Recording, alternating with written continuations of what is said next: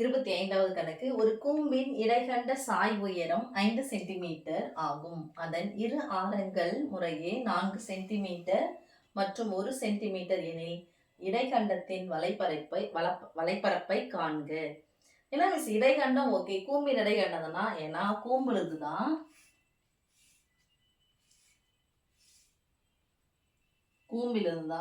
இந்த இடைகண்டமே கட் பண்ணி எடுப்பாங்க. டம்ளர், பக்கெட் இது எல்லாமே. ஸோ வட்ட வடிவில் இருக்கணும். நான் இப்படி போட்டேன். டம்ளர் பார்த்தீங்கன்னா அதுக்குலாம் வட்ட வடிவத்தில் இங்கே பார்த்தீங்கன்னா வட்டமாக தான் இருக்கும். இது சின்ன ஆரம், இது பெரிய ஆரம். இதுதான் என்ன சொல்லுவோம்னா சாய் உயரம்.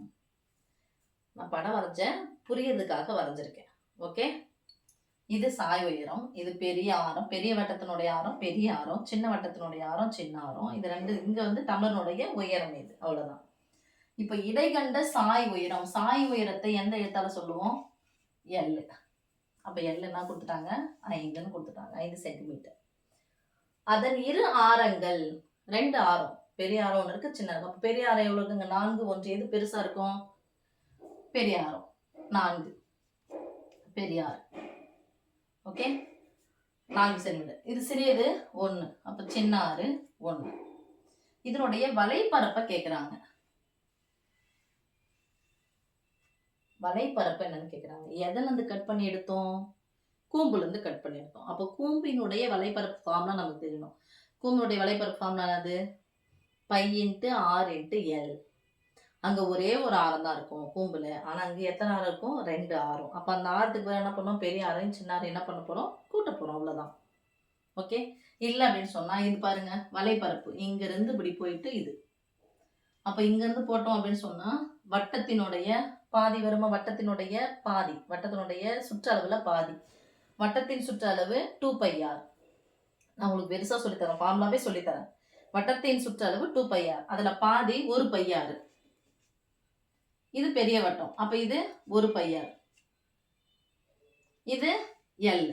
அப்போ πr, இது πr, இந்த πr, இது கூட எதை பெருக்கணும்? எல்ல பெருக்கணும். இங்க போயிட்டு இப்படி பெருக்கணும். அதான் கூம்பினுடைய வலைப்பரப்பு. இதை போயிட்டு இப்படி பெருக்கினாவே πr எல் முடிஞ்சிடும். ஆனா இங்க இருக்குது இல்லையா, அதனால இந்த πr இந்த πr ஃபர்ஸ்ட் கூட்டிக்கணும். கூட்டல் வந்துச்சுனாவே பொதுவாக வெளியே எடுக்கலாமா? அப்போ எதை வெளியே எடுக்கிறோம்? பையை வெளியே எடுக்கிறோம். பொதுவாக எடுத்தா என்ன பண்ணோம்? ப்ராக்கெட். ப்ராக்கெட் போட என்ன பண்ணோம்? பொதுவாக எடுத்தா கேன்சல் பண்ணோம். Pi cancel. இங்கே என்ன இருக்குது? Small R plus capital R, capital R plus small R into L. So இந்த ஃபார்முலாவுக்காக இதை சொல்லித்தரேன். மற்றபடி ஃபார்முலா உங்களுக்கு தெரியணும். இடைகண்டத்தின் வலைப்பரப்பு, இடைகண்டத்தின் வலைப்பரப்பு equal to pi into capital R plus small R into L. கண்டிப்பா வலைப்பரப்புன்னு வந்துடுச்சு அப்படின்னு சொன்னா பரப்பளவுனா சதுர அலகுகள், கன அளவுனா கன அலகுகள் எழுதணும். இங்க சதுர அலகுன்னு எழுதணும் கண்டிப்பா. ஓகே, பையனுடைய மதிப்பு அப்படியே போட்டுக்கோங்க.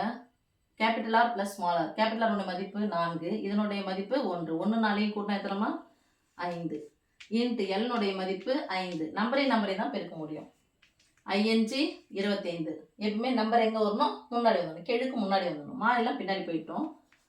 பை மாறிலே பின்னாடி போயிடுச்சு. 25 பை சதுர அலகு என்னன்னு கொடுத்துருக்காங்க பாருங்க, சென்டிமீட்டர். அலகோட எழுதும் போது தான் அந்த ஆன்சர் வந்து முழுமை பெறும். ஸோ ஃபார்முலாக்கு 1 மார்க்கு, ஆன்சருக்கு 1 மார்க். ஓகே.